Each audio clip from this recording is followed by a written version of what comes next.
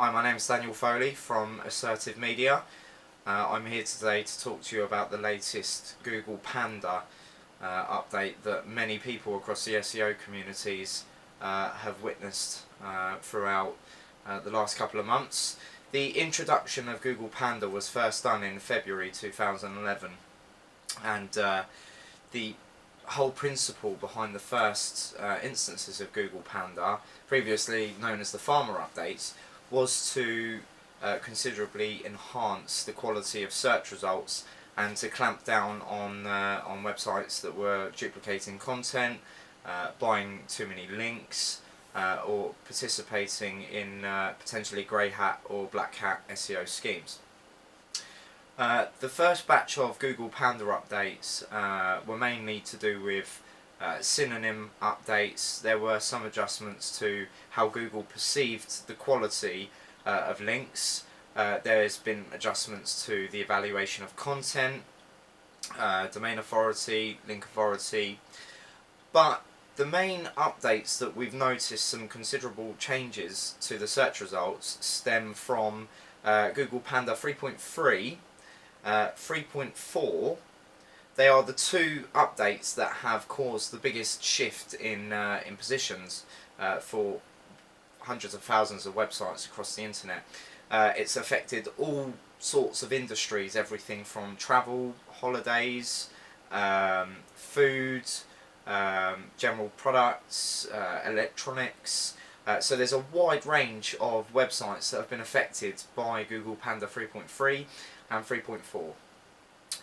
The first thing to note is Google Panda 3.3, which rolled out mid to late March, and a lot of positions for lots of pretty core keywords had shifted dramatically. After reading into one of Danny Sullivan's blog posts, we saw that Google had made some major changes to the link evaluation methods, content quality and web spam. One of the key things that Danny Sullivan highlighted was that Google had really clamped down on links, blog networks and web spam. As a consequence, there were genuine websites that actually hadn't participated in any grey hat or black hat SEO that were affected very badly. One of the examples that he gave was the genuine site Viagra.com was actually removed from Google search results completely, even though it was a genuine search term, and it vanished from position 1 for Viagra and was replaced with a website that had lots of paid links, poor quality content, which was sort of contradictory to the Google Panda 3.3 update. The main factors that I'd like to talk to you today in relation to Google Panda 3.4 are relevant to two of the main factors that we believe have caused the major shift in search engine rankings. The first thing that we'd like to talk about is the link evaluation algorithm that Google has employed for the last 5 years. The conventional algorithm for link evaluation has always been done on things like the authority of the website where the link has been placed. So website A linking to website B. The link quality is based upon the relevancy of the site that's linking from and the authority of the site that's actually linking. Other factors include the use of anchor text, and the third is whether or not the link is organic or whether it's been influenced either as a paid ad or as a paid link through a link broker. For Google Panda 3.4, Google announced the switching off of the traditional link evaluation algorithm. So basically what this means is that the traditional methods to evaluate link quality has now changed. We are still seeing a lot of results in Google that have taken prominence for lots of different keywords, and their link profiles still appear to be highly sort of spammy, paid links, blog links, all of the things that Google said that, you know, in this update they were looking to clean up.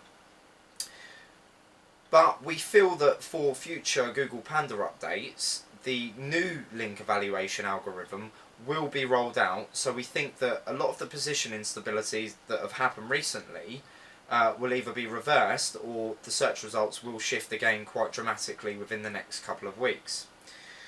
The main points, aside from link evaluation, is the changes to localized search as well, which we've seen with codename Venice. What this means is that lots of personalized results based upon your geographic location will now impact on lots of searches that you conduct. So say for example you was to look for cheap car dealerships in Google UK, you would get not just sort of nationwide sites, you would get localized search results mixed in, and again this is based upon Google's geographic filter. Now the interesting thing that we've noticed is that although Google Venice has actually been launched, we've seen that the Google Panda update has actually seen the switching off of geographical results. So what this means is if you conduct a search, I'll give you a good example. If you do a search for the Balcony Bar, which is a restaurant located in Luton, if you do a search for that and search through the search results, you'll see that there's in fact some results from America, and there's even some Australian search results, .com.au, and this is being mixed in even though Google launched codename Venice. We've seen the geo filter completely switched off. So this leads us to believe that Panda 3.5 is going to be when we see the geo filter switch back on and the link evaluation algorithm renovated and working. So some of the points that we're highlighting for Google Panda 3.4 is, first of all, the old link algorithm method has been switched off, switched on again, and the dial for the evaluation is being moved around, which is why within the space of 3 weeks we've seen 2 major position updates for websites across the web. Blog networks were heavily penalised during the Google Web Spam update. Google Panda 3.3 was the main culprit for blog networks being either de-indexed or devalued. Duplicate content penalties, they appear to now be much quicker with the Google Freshness updates, which piggybacked off of caffeine. We see that now websites that duplicate or respin or replicate content from other sources will now be penalised far quicker than they did previously. We've seen duplicate content examples penalised within a week of them going live. Webmaster tools. Now, a lot of webmasters across the internet received unnatural link warnings after the Google Panda 3.3 update.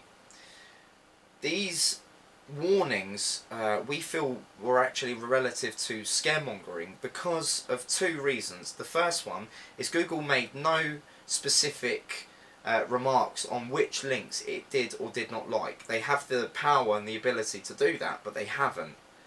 We've also done and conducted some tests with some new domains that actually received the unnatural link warning even though there had been no activity.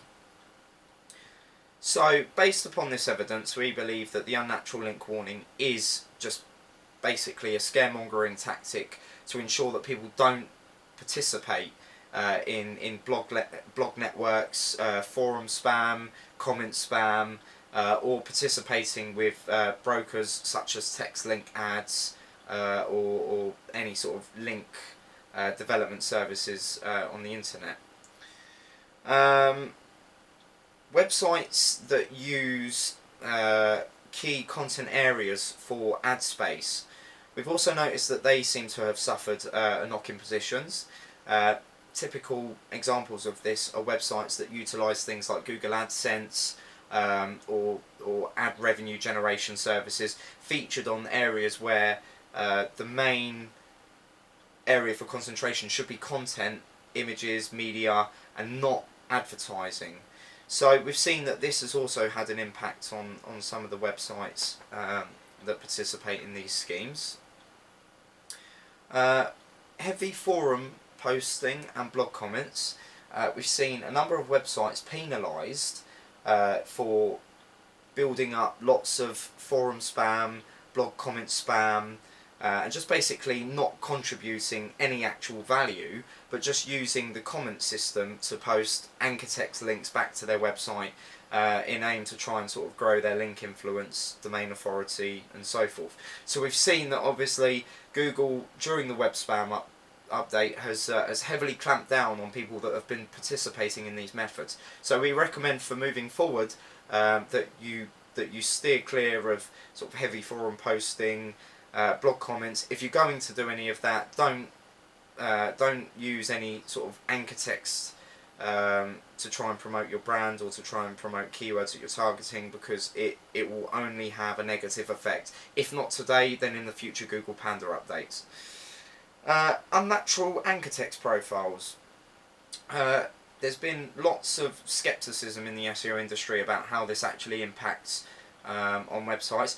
We've got evidence to demonstrate a company that built a large volume of links using exact match anchor text in large volumes, and we've seen that during the last 2 updates they've completely lost their footing, and there's been no recovery or movement forward as a result of that, and we can demonstrate this later on in the video.